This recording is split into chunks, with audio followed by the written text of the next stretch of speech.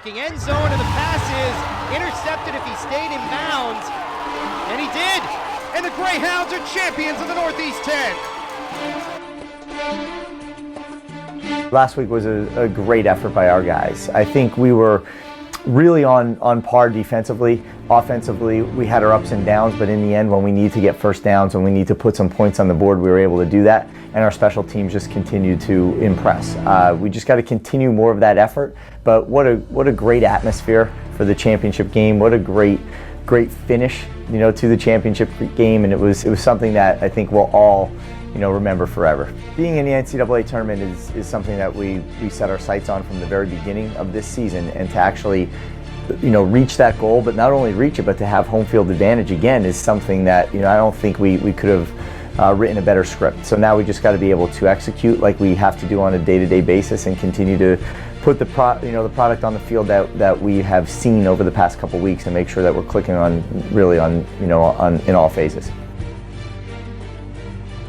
Well, they're very good. They're a really high-powered offense. They have some great receivers, some great skill kids. They do a very good job of throwing the ball down the field, and they really attack the ball at the high point.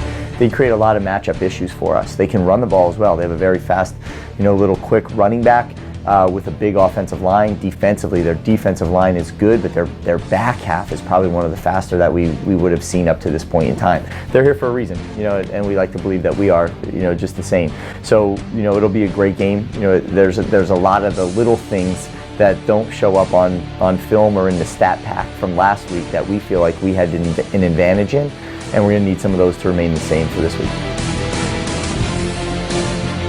Obviously, points when you go further and further along in the season and into the playoffs, they're not easy to come by. So a lot of that has to do with Cole. A lot of that has to do with just the type of effort he's been able to put forth, and his work over the summer. It's not something that goes unnoticed at this point in time. He's one of the best kickers, I think, if not the best kicker, in Division II right now in the country. And I think that's something that we're very excited about, and something that he has to continue to improve upon, and continue to be very critical of himself, and just keep putting his best effort out there week in and week out. But to get close and to know that we're going to walk away with points is something that we have to continue to be able to hang our hat on. We have to be able to spread the field and distribute the ball to a lot of different people. But in the end, when we need to run the ball, we got to be able to run the ball. We have to be able to get the blocks that we need. We have to be able to find some seams at the running back position, and we just got to make some people miss at the second and third levels.